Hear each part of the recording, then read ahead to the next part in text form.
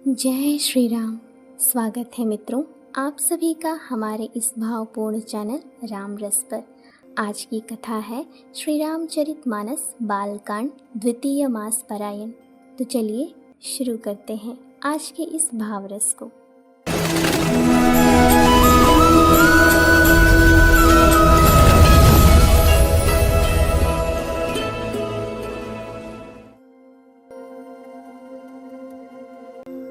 नाम ही के प्रसाद से शिव जी अविनाशी हैं और अमंगल वेश वाले होने पर भी मंगल की राशि हैं।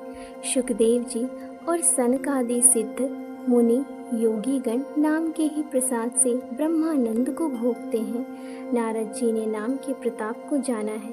हरि सारे संसार को प्यारे हैं, हरि को हर प्यारे हैं और आप श्री नारद जी हरि और हर दोनों को प्रिय हैं।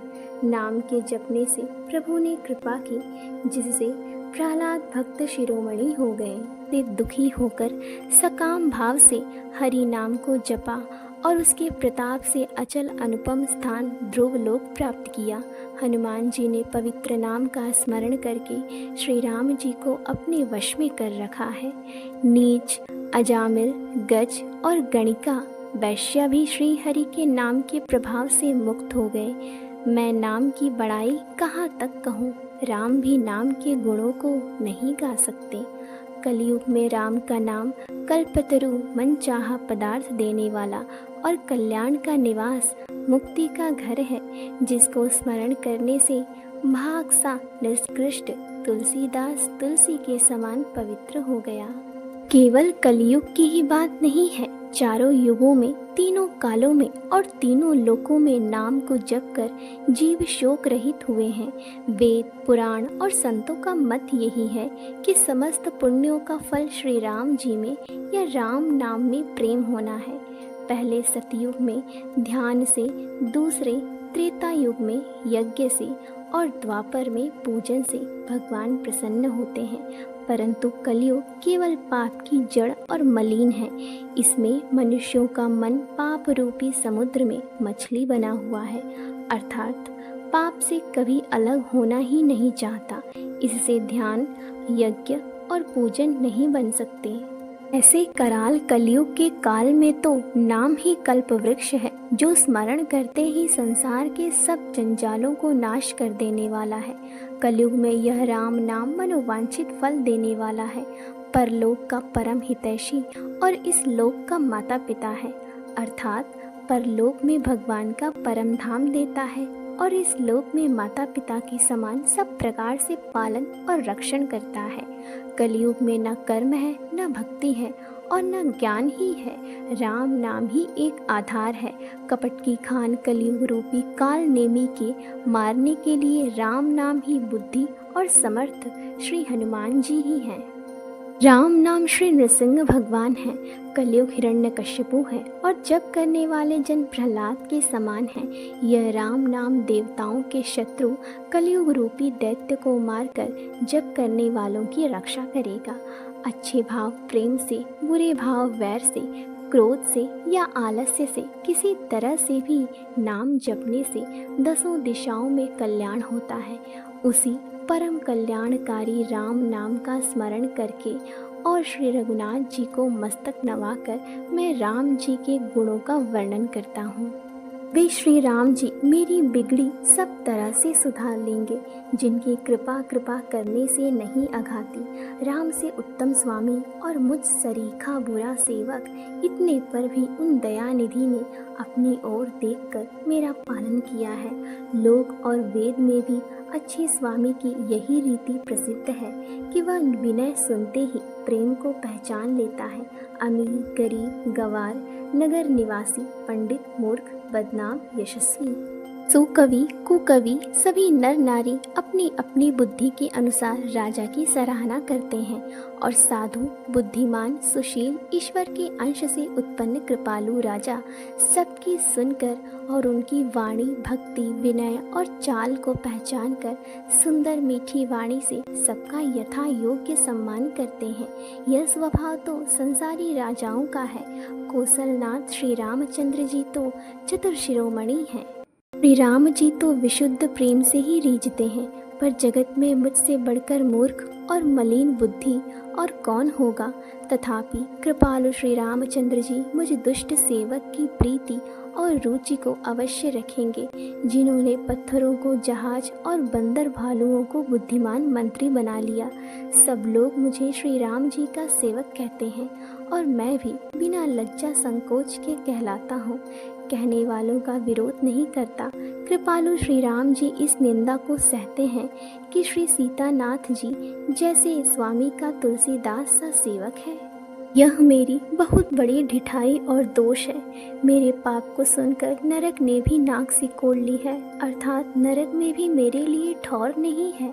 यह समझकर मुझे अपने ही कल्पित डर से डर हो रहा है, किंतु भगवान श्री रामचंद्र जी ने तो स्वप्न में भी इस पर मेरी इस ढिठाई और दोष पर ध्यान नहीं दिया।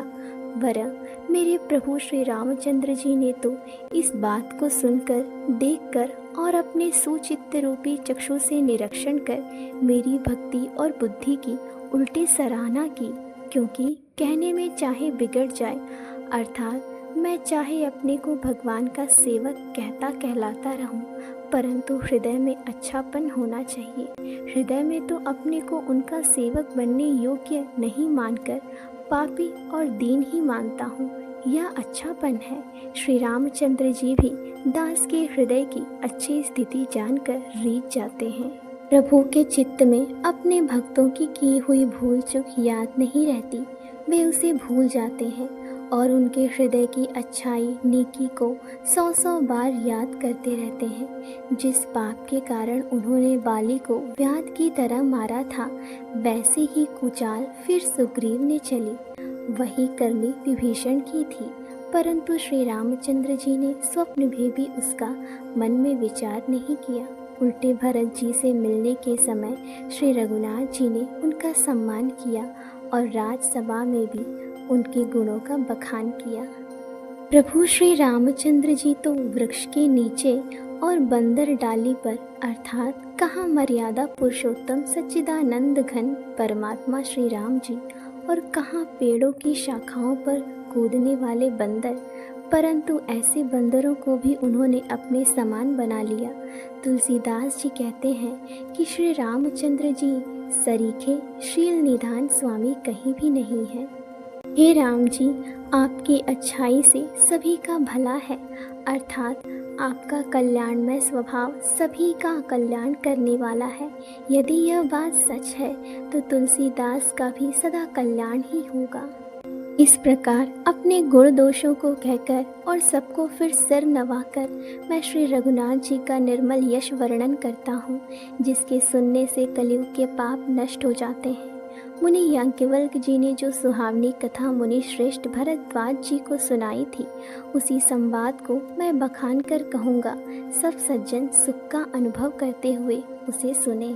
शिव जी ने पहले इस सुहावने चरित्र को रचा, फिर कृपा करके पार्वती जी को सुनाया। वही चरित्र शिव जी ने काकभुशुंडी जी को राम भक्त और अधिकारी पहचान कर दिया।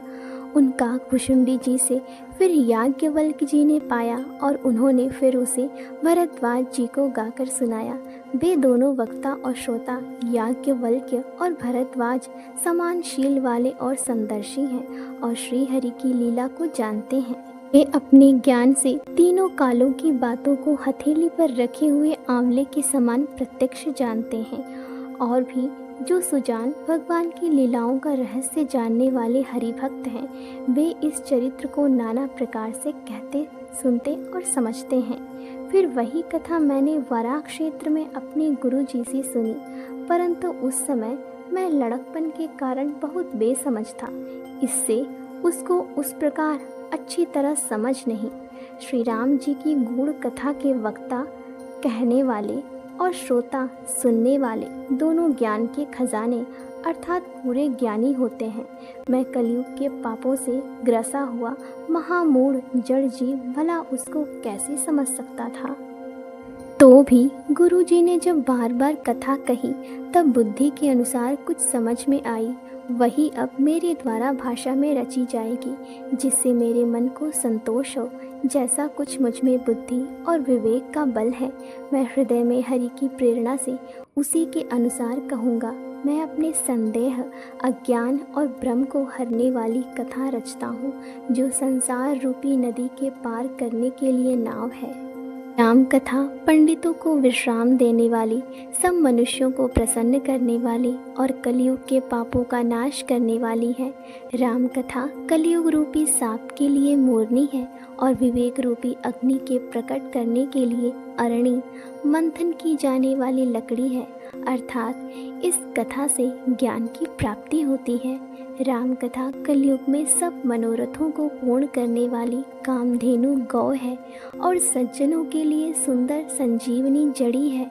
पृथ्वी पर यही अमृत की नदी है, जन्म मरण रूपी भय का नाश करने वाली और भ्रम रूपी मेढकों को खाने के लिए सर्पिणी है। यह राम कथा असुरों की सेना के समान नरकों का नाश करने वाली और साधु रूप देवताओं के कुल का हित करने वाली पार्वती दुर्गा है। यह संत समाज रूपी क्षीर समुद्र के लिए लक्ष्मी जी के समान है और संपूर्ण विश्व का भार उठाने में अचल पृथ्वी के समान है। यमदूतों के मुख पर कालिख लगाने के लिए यह जगत में यमुना जी के समान है और जीवों को मुक्ति देने के लिए मानो काशी ही है। यह श्री राम जी को पवित्र तुलसी के समान प्रिय है और तुलसीदास के लिए हुलसी तुलसीदास जी की माता के समान हृदय से हित करने वाली है। यह राम कथा शिव जी को नर्मदा जी के समान प्यारी है। यह सब सिद्धियों की तथा सुख संपत्ति की राशि है। सद्गुण रूपी देवताओं के उत्पन्न और पालन पोषण करने के लिए माता अदिति के समान है। श्री रघुनाथ जी की भक्ति और प्रेम की परम सीमा सी है। तुलसीदास जी कहते हैं कि राम कथा मंदाकिनी नदी है, सुंदर निर्मल चित्त चित्रकूट है और सुंदर स्नेह ही वन है, जिसमें श्री सीता राम जी विहार करते हैं। श्री रामचंद्र जी का चरित्र सुंदर चिंतामणि है और संतों की सुबुद्धि रूपी स्त्री का सुंदर श्रृंगार है। श्री रामचंद्र जी के गुण समूह जगत का कल्याण करने वाले और मुक्ति, धन, धर्म और परम धाम के देने वाले हैं। ज्ञान, वैराग्य और योग के लिए सद्गुरु हैं और संसार रूपी भयंकर रोग का नाश करने के लिए देवताओं के वैद्य अश्विनी कुमार के समान है। ये श्री सीताराम जी के प्रेम के उत्पन्न करने के लिए माता पिता हैं और संपूर्ण व्रत, धर्म और नियमों के बीज हैं। पाप, संताप और शोक का नाश करने वाले तथा इस लोक और परलोक की प्रिय पालन करने वाले हैं। विचार, ज्ञान रूपी राजा के शूरवीर मंत्री और लोभ रूपी अपार समुद्र के सोखने के लिए अगस्त्य मुनि हैं। भक्तों के मन रूपी वन में बसने वाले काम, क्रोध और कलयुग के पाप रूपी हाथियों के मारने के लिए सिंह के बच्चे हैं। शिव जी के पूज्य और प्रियतम अतिथि हैं और दरिद्रता रूपी दवानल के बुझाने के लिए कामना पूर्ण करने वाले मेघ हैं। विषय रूपी सांप का जहर उतारने के लिए मंत्र और महामणि है। यह ललाट पर लिखे हुए कठिनता से मिटने वाले बुरे लेखों, मंद प्रारब्ध को मिटा देने वाले अज्ञान रूपी अंधकार के हरण करने के लिए सूर्य किरणों के समान और सेवक रूपी धान के पालन करने में मेघ के समान है। मनोवांछित वस्तु देने में श्रेष्ठ कल्प वृक्ष के समान है और सेवा करने में हरिहर के समान सुलभ और सुख देने वाले हैं। सुकवि रूपी शरद ऋतु के मन रूपी आकाश को सुशोभित करने के लिए तारागण के समान और श्री राम जी के भक्तों के तो जीवन धन ही है। संपूर्ण पुण्यों के फल महान भोगों के समान जगत का छल रहित यथार्थ हित करने में साधु संतों के समान है। सेवकों के मन रूपी मान सरोवर के लिए हंस के समान और पवित्र करने में गंगा जी की तरंग मालाओं के समान है। श्री राम जी के गुणों के समूह कुमार्ग, कुतर्क, कुचाल और कलयुग के कपट, दंभ और पाखंड के जलाने के लिए वैसे ही है जैसे ईंधन के लिए प्रचंड अग्नि। रामचरित पूर्णिमा के चंद्रमा की किरणों के समान सभी को सुख देने वाले हैं, परंतु सज्जन रूपी कुमुदिनी और चकोर के चित्त के लिए तो विशेष हितकारी और महान लाभदायक है। इस प्रकार श्री पार्वती जी ने श्री शिव जी से प्रश्न किया और जिस प्रकार से श्री शिव जी ने विस्तार से उसका उत्तर कहा, वह सब कारण मैं विचित्र कथा की रचना करके गाकर कहूँगा। जिसने यह कथा पहले न सुनी हो वह इसे सुनकर आश्चर्य न करे। जो ज्ञानी इस विचित्र कथा को सुनते हैं वे यह जानकर आश्चर्य नहीं करते कि संसार में राम कथा की कोई सीमा नहीं है। राम कथा अनंत है। उनके मन में ऐसा विश्वास रहता है नाना प्रकार से श्री रामचंद्र जी के अवतार हुए हैं और 100 करोड़ तथा अपार रामायण है। कल्प भेद के अनुसार श्री हरि के सुंदर चरित्रों को मुनीश्वरों ने अनेकों प्रकार से गाया है। हृदय में ऐसा विचार कर संदेह न कीजिए और आदर सहित प्रेम से इस कथा को सुनिए।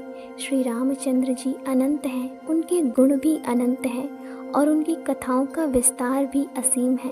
अतएव जिनके विचार निर्मल हैं वे इस कथा को सुनकर आश्चर्य नहीं मानेंगे। इस प्रकार सब संदेहों को दूर करके और श्री गुरु जी के चरण कमलों की रज को सिर पर धारण करके मैं पुनः हाथ जोड़कर सबकी विनती करता हूँ, जिससे कथा की रचना में कोई दोष स्पर्श न करने पावे।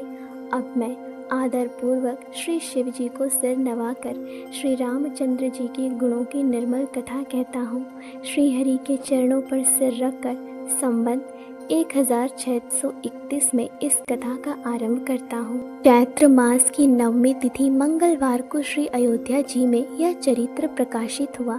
जिस दिन श्री राम जी का जन्म होता है, वेद कहते हैं कि उस दिन सारे तीर्थ वहाँ श्री अयोध्या जी में चले आते हैं। असुर, नाग, पक्षी, मनुष्य, मुनि और देवता सब अयोध्या जी में आकर श्री रघुनाथ जी की सेवा करते हैं।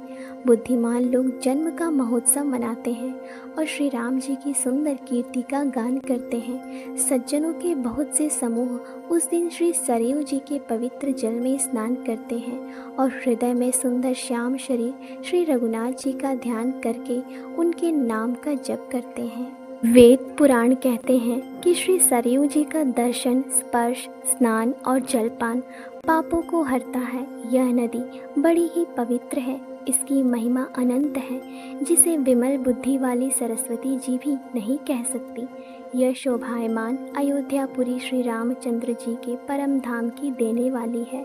सब लोकों में प्रसिद्ध है और अत्यंत पवित्र है। जगत में अंडज, स्वेदज, उद्भिज और जरायु 4 खानी प्रकार के अनंत जीव हैं। इनमें से जो कोई भी अयोध्या जी में शरीर छोड़ते हैं वे फिर संसार में नहीं आते। जन्म मृत्यु के चक्कर से छूटकर भगवान के परम धाम में निवास करते हैं। इस अयोध्यापुरी को सब प्रकार से मनोहर, सब सिद्धियों की देने वाली और कल्याण की खान समझकर मैंने इस निर्मल कथा का आरंभ किया, जिसके सुनने से काम, मद और दंभ नष्ट हो जाते हैं। इसका नाम रामचरितमानस है, जिसके कानों से सुनते ही शांति मिलती है। मन रूपी हाथी विषय रूपी दवानल में जल रहा है, वह यदि इस रामचरितमानस रूपी सरोवर में आ पड़े तो सुखी हो जाए। यह रामचरितमानस मुनियों का प्रिय है। इस सुहावने और पवित्र मानस की शिव जी ने रचना की।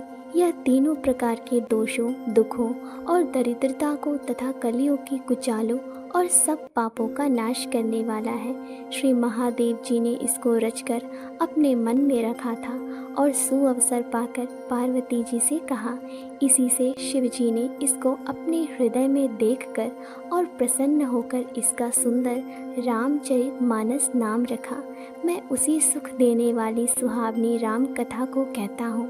हे सज्जनों, आदर पूर्वक मन लगाकर इसे सुनिए।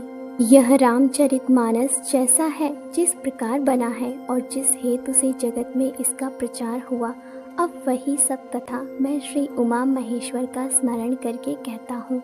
श्री शिव जी की कृपा से उसके हृदय में सुंदर बुद्धि का विकास हुआ, जिससे यह तुलसीदास श्री रामचरितमानस का कवि हुआ। अपनी बुद्धि के अनुसार तो वह इसे मनोहर ही बनाता है, किंतु फिर भी हे सज्जनों, सुंदर चित्त से सुनकर इसे आप सुधार लीजिए। सुंदर सात्विकी बुद्धि भूमि है, हृदय ही उसमें गहरा स्थान है। वेद पुराण समुद्र हैं और साधु संत मेघ हैं। वे साधु रूपी मेघ श्री राम जी के सुयश रूपी सुंदर, मधुर, मनोहर और मंगलकारी जल की वर्षा करते हैं। सगुण लीला का जो विस्तार से वर्णन करते हैं, वही राम सुयश रूपी जल की निर्मलता है, जो मल का नाश करती है। और जिस प्रेमा भक्ति का वर्णन नहीं किया जा सकता, वही इस जल की मधुरता और सुंदर शीतलता है। वह राम सुयश रूपी जल सत्कर्म रूपी धान के लिए हितकर है और श्री राम जी के भक्तों का तो जीवन ही है। वह पवित्र जल बुद्धि रूपी पृथ्वी पर गिरा और सिमटकर सुहावने कान रूपी मार्ग से चला और मानस हृदय रूपी श्रेष्ठ स्थान में भरकर वही स्थिर हो गया। वही पुराना होकर सुंदर, रुचिकर, शीतल, सुखदाई हो गया। इस कथा में बुद्धि से विचार कर जो 4 अत्यंत सुंदर और उत्तम संवाद भुषुंडी, गरुड़, शिव पार्वती, याज्ञवल्क्य, भरद्वाज और तुलसीदास और संत रचे हैं, वही इस पवित्र सुंदर सरोवर के 4 मनोहर घाट हैं। 7 कांड ही इस मानस सरोवर की सुंदर 7 सीढ़ियाँ हैं, जिनको ज्ञान रूपी नेत्रों से देखते ही मन प्रसन्न हो जाता है। श्री रघुनाथ जी की निर्गुण प्राकृतिक गुणों से अतीत और निर्बाध एक रस महिमा का जो वर्णन किया जाएगा, वही इस सुंदर जल की अथाह गहराई है। श्री रामचंद्र जी और सीता जी का यश अमृत के समान जल है। इसमें जो उपमाएं दी गई हैं, वही तरंगों का मनोहर विलास है। सुंदर चौपाइयाँ ही इसमें घनी फैली हुई पुरीन कमलिनी है और कविता की युक्तियाँ सुंदर मणि मोती उत्पन्न करने वाली सुहावनी सीपियाँ हैं। जो सुंदर छंद, सोरठे और दोहे हैं, वही इसमें बहुरंगे कमलों के समूह सुशोभित हैं।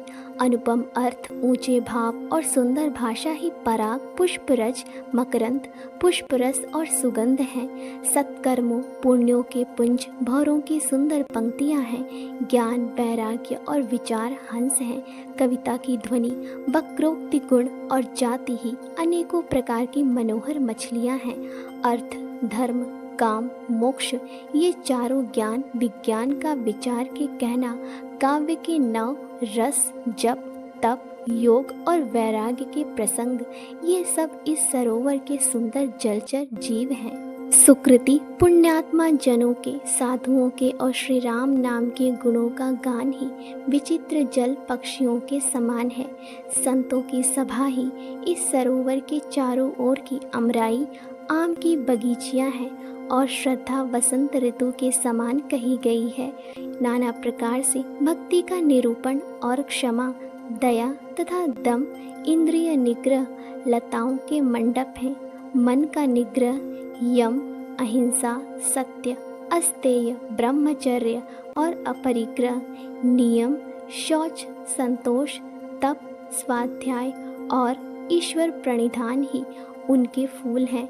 ज्ञान फल है और श्री हरि के चरणों में प्रेम ही इस ज्ञान रूपी फल का रस है, ऐसा वेदों ने कहा है।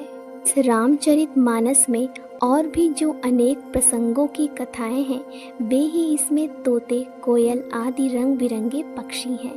कथा में जो रोमांच होता है, वही वाटिका, बाग और वन है, और जो सुख होता है, वही सुंदर पक्षियों का विहार है। निर्मल मन ही माली है, जो प्रेम रूपी जल से सुंदर नेत्रों द्वारा उनको सींचता है। जो लोग इस चरित्र को सावधानी से गाते हैं, वे ही इस तालाब के चतुर रखवाले हैं, और जो स्त्री पुरुष सदा आदर पूर्वक इसे सुनते हैं, वे ही इस सुंदर मानस के अधिकारी उत्तम देवता हैं।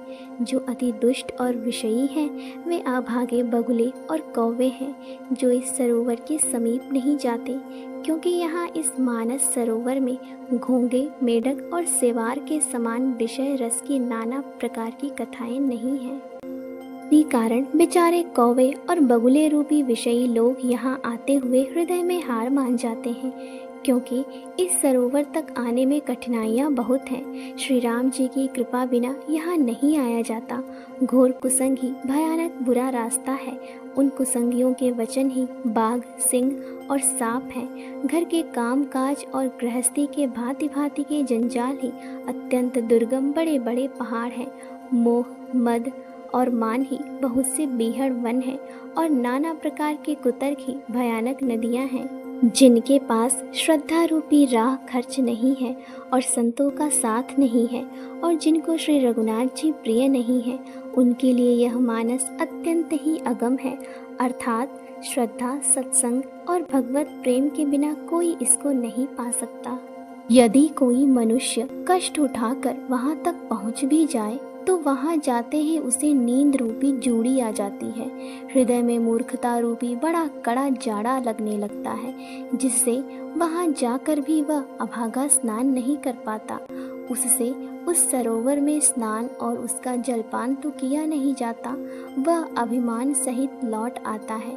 फिर यदि कोई उससे वहाँ का हाल पूछने आता है तो वह अपने अभाग्य की बात न कहकर सरोवर की निंदा करके उसे समझाता है। ये सारे विघ्न उसको नहीं व्यापते, बाधा नहीं देते। जिसे श्री रामचंद्र जी सुंदर कृपा की दृष्टि से देखते हैं, वही आदर पूर्वक इस सरोवर में स्नान करता है और महान भयानक त्रिताप से, आध्यात्मिक, आधिदैविक, आधि भौतिक तापों से नहीं जलता।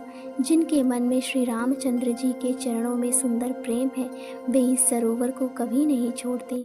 भाई, जो इस सरोवर में स्नान करना चाहे वह मन लगाकर सत्संग करे।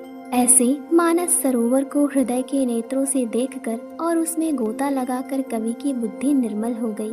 हृदय में आनंद और उत्साह भर गया और प्रेम तथा आनंद का प्रवाह उमड़ आया। उससे वह सुंदर कविता रूपी नदी बह निकली, जिसमें श्री राम जी का निर्मल यश रूपी जल भरा है। इस कविता रूपिणी नदी का नाम सरयू है, जो संपूर्ण सुंदर मंगलों की जड़ है। लोकमत और वेदमत इसके दो सुंदर किनारे हैं। यह सुंदर मानस सरोवर की कन्या सरयू नदी बड़ी पवित्र है और कलयुग के छोटे बड़े पाप रूपी तिनकों और वृक्षों को जड़ से उखाड़ फेंकने वाली है। तीनों प्रकार के श्रोताओं का समाज ही इस नदी के दोनों किनारों पर बसे हुए पूर्वे गांव और नगर हैं और संतों की सभा ही सब सुंदर मंगलों की जड़ अनुपम अयोध्या जी हैं। सुंदर कीर्ति रूपी सुहावनी सरयू जी राम भक्ति रूपी गंगा जी में जा मिली। छोटे भाई लक्ष्मण सहित श्री राम जी के युद्ध का पवित्र यश रूपी सुहावना महानद सोन उसमें आ मिला। दोनों के बीच में भक्ति रूपी गंगा जी की धारा ज्ञान और वैराग्य के सहित शोभित हो रही है। ऐसी तीनों तापों को डराने वाली यह तिमुहानी नदी राम स्वरूप रूपी समुद्र की ओर जा रही है। इस कीर्ति रूपी सरयू का मूल मानस श्री रामचरित है और यह राम भक्ति रूपी गंगा जी में मिली है। इसलिए यह सुनने वाले सज्जनों के मन को पवित्र कर देगी। इसके बीच बीच में जो भिन्न भिन्न प्रकार के विचित्र कथाएं हैं, वे ही मानो नदी तट के आसपास के वन और बाग हैं। श्री पार्वती जी और शिव जी के विवाह के बाराती इस नदी में बहुत प्रकार के असंख्य जलचर जीव हैं। श्री रघुनाथ जी के जन्म की आनंद बधाइयाँ ही इस नदी के भंवर और तरंगों की मनोहरता है। चारों भाइयों के जो बाल चरित हैं, वे ही इसमें खिले हुए रंग बिरंगे बहुत से कमल हैं। महाराज श्री दशरथ जी तथा उनकी रानियों और कुटुंबियों के सत्कर्म पुण्य ही भ्रमर और जल पक्षी हैं। ये सीता जी के स्वयंवर की जो सुंदर कथा है, वही इस नदी में सुहावनी छवि छा रही है। अनेकों सुंदर विचारपूर्ण प्रश्न ही इस नदी की नावें हैं और उनके विवेक युक्त उत्तर ही चतुर केवट है। इस कथा को सुनकर पीछे जो आपस में चर्चा होती है, वही इस नदी के सहारे सहारे चलने वाले यात्रियों का समाज शोभा पा रहा है। परशुराम जी का क्रोध इस नदी की भयानक धारा है और श्री रामचंद्र जी के श्रेष्ठ वचन ही सुंदर बधे हुए घाट हैं। भाइयों सहित श्री रामचंद्र जी के विवाह का उत्साह ही इस कथा नदी की कल्याणकारिणी बाढ़ है, जो सभी को सुख देने वाली है। इसके कहने सुनने में जो हर्षित और पुलकित होते हैं, वे ही पुण्यात्मा पुरुष हैं, जो प्रसन्न मन से इस नदी में नहाते हैं। श्री रामचंद्र जी के राज तिलक के लिए जो मंगल साज सजाया गया, वही मानो पर्व के समय इस नदी पर यात्रियों के समूह इकट्ठे हुए हैं। कैकेयी की कुबुद्धि ही इस नदी में काई है, जिसके फलस्वरूप बड़ी भारी विपत्ति आ पड़ी। संपूर्ण अनगिनत उत्पातों को शांत करने वाला भरत जी का चरित्र नदी तट पर किया जाने वाला जप यज्ञ है। कलयुग के पापों और दुष्टों के अवगुणों के जो वर्णन है वे ही इस नदी के जल का कीचड़ और बगुले कौवे हैं। यह कीर्ति रूपिणी नदी छहों ऋतुओं में सुंदर है। सभी समय यह परम सुहावनी और अत्यंत पवित्र है। इसमें शिव पार्वती का विवाह हेमंत ऋतु है। श्री रामचंद्र जी के जन्म का उत्सव सुखदाई शिशिर ऋतु है। श्री रामचंद्र जी के विवाह समाज का वर्णन ही आनंद मंगलमय ऋतुराज वसंत है। श्री राम जी का वन गमन दुस्सह ग्रीष्म ऋतु है और मार्ग की कथा ही कड़ी धूप और लू है। राक्षसों के साथ घोर युद्ध ही वर्षा ऋतु है जो देवकुल रूपी धान के लिए सुंदर कल्याण करने वाली है। रामचंद्र जी के राज्यकाल का जो सुख विनम्रता और बड़ाई है वही निर्मल सुख देने वाली सुहावनी शरद ऋतु है। सती शिरोमणि श्री सीता जी के गुणों की जो कथा है वही इस जल का निर्मल और अनुपम गुण है। श्री भरत जी का स्वभाव इस नदी की सुंदर शीतलता है जो सदा एक सी रहती है और जिसका वर्णन नहीं किया जा सकता। चारों भाइयों का परस्पर देखना, बोलना, मिलना, एक दूसरे से प्रेम करना, हंसना और सुंदर भाईपन इस जल की मधुरता और सुगंध है। मेरा आर्त भाव, विनय और दीनता इस सुंदर और निर्मल जल का कम हल्कापन नहीं है, अर्थात अत्यंत हल्कापन है। यह जल बड़ा ही अनोखा है जो सुनने से ही गुण करता है और आशा रूपी प्यास को और मन के मैल को दूर कर देता है। यह जल श्री रामचंद्र जी के सुंदर प्रेम को पुष्ट करता है, कलयुग के समस्त पापों और उनसे होने वाली ग्लानि को हर लेता है, संसार के जन्म मृत्यु रूप श्रम को सोख लेता है, संतोष को भी संतुष्ट करता है और पाप, ताप, दरिद्रता और दोषों को नष्ट कर देता है। यह जल काम, क्रोध, मद और मोह का नाश करने वाला और निर्मल ज्ञान और वैराग्य का बढ़ाने वाला है।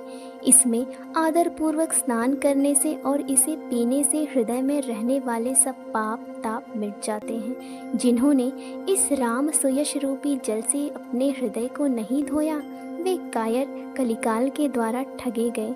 जैसे प्यासा हिरन सूर्य की किरणों के रेत पर पड़ने से उत्पन्न हुए जल के भ्रम को वास्तविक जल समझकर पीने को दौड़ता है और जल न पाकर दुखी होता है, वैसे ही वे कलयुग से ठगे हुए जीव भी विषयों के पीछे भटक कर दुखी होंगे। अपनी बुद्धि के अनुसार इस सुंदर जल के गुणों को विचार कर उसमें अपने मन को स्नान कराकर और श्री भवानी शंकर को स्मरण करके कवि तुलसीदास सुंदर कथा कहता है। मैं अब श्री रघुनाथ जी के चरण कमलों को हृदय में धारण कर और उनका प्रसाद पाकर दोनों श्रेष्ठ मुनियों के मिलन का सुंदर संवाद वर्णन करता हूँ। भरद्वाज मुनि प्रयाग में बसते हैं। उनका श्री राम जी के चरणों में अत्यंत प्रेम है।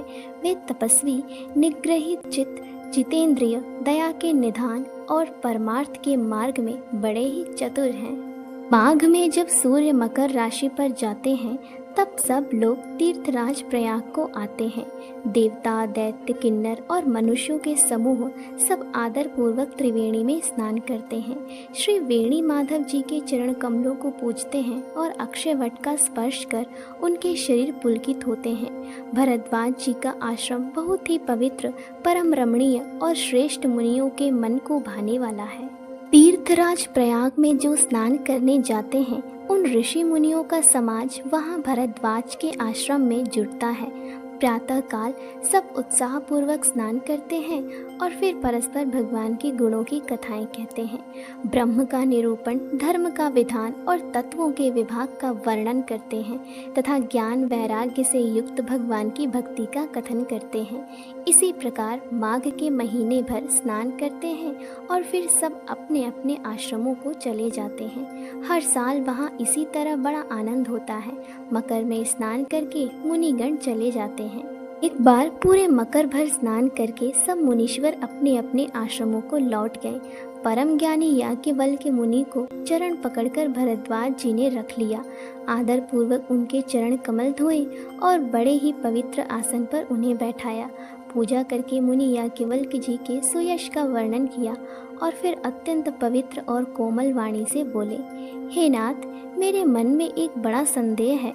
वेदों का तत्व सब आपकी मुट्ठी में है, अर्थात आप ही वेद का तत्व जानने वाले होने के कारण मेरा संदेह निवारण कर सकते हैं।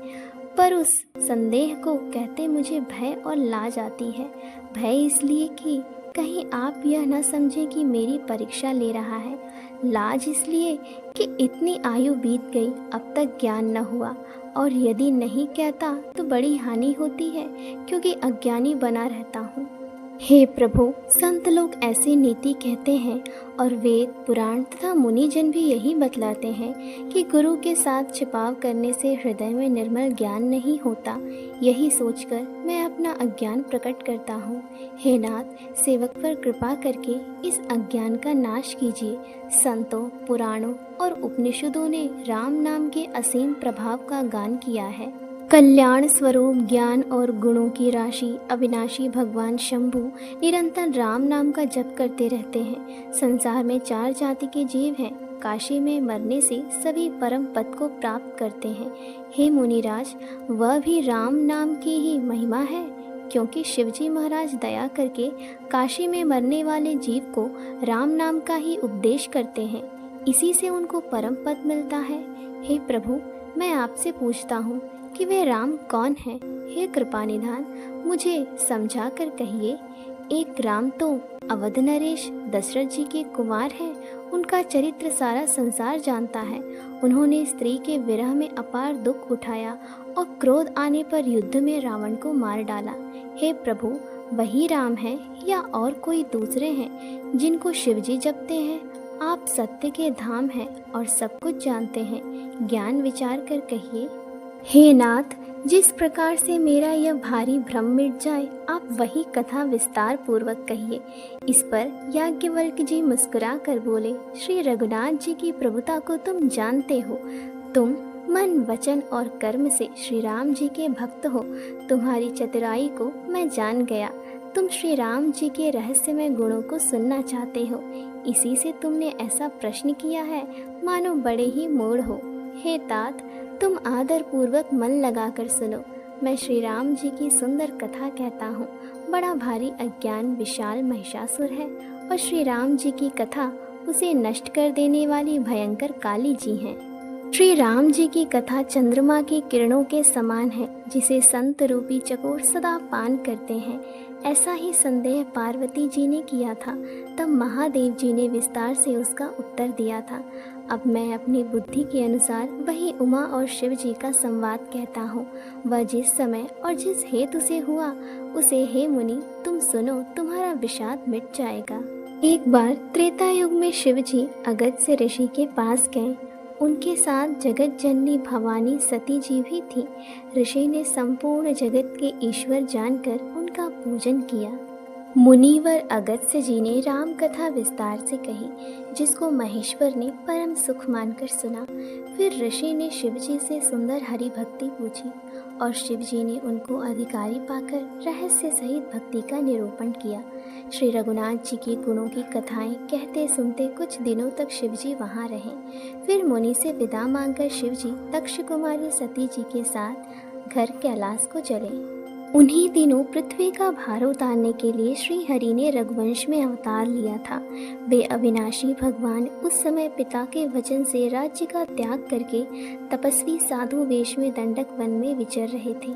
शिव जी हृदय में विचारते जा रहे थे कि भगवान के दर्शन मुझे किस प्रकार हो। प्रभु ने गुप्त रूप से अवतार लिया है, मेरे जाने से सब लोग जान जाएंगे।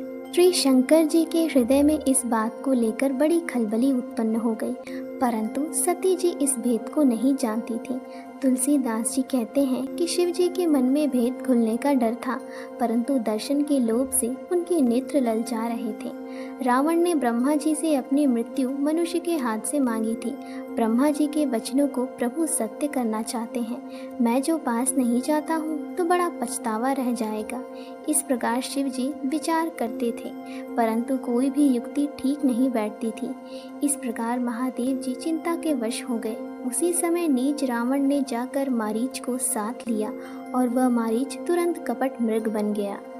मूर्ख रावण ने छल करके सीता जी को हर लिया। उसे श्री रामचंद्र जी के वास्तविक प्रभाव का कुछ पता न था। मृग को मारकर भाई लक्ष्मण सहित श्री हरि आश्रम में आए और उसे खाली देखकर अर्थात वहाँ सीता जी को न पाकर उनके नेत्रों में आंसू भर आए। श्री रघुनाथ जी मनुष्यों के भांति विरह से व्याकुल हैं और दोनों भाई वन में सीता को खोजते हुए फिर रहे हैं। जिनके कभी कोई संयोग वियोग नहीं है, उनमें प्रत्यक्ष विरह का दुख देखा गया। श्री रघुनाथ जी का चरित्र बड़ा ही विचित्र है। उसको पहुँचे हुए ज्ञानी जन ही जानते हैं। जो मंद बुद्धि हैं वे तो विशेष रूप से मोह के वश होकर हृदय में कुछ दूसरी ही बात समझ बैठते हैं। श्री शिव जी ने उसी अवसर पर श्री राम जी को देखा और उनके हृदय में बहुत भारी आनंद उत्पन्न हुआ। उन शोभा के समुद्र श्री रामचंद्र जी को शिव जी ने नेत्र भरकर देखा, परंतु अवसर ठीक न जानकर परिचय नहीं किया।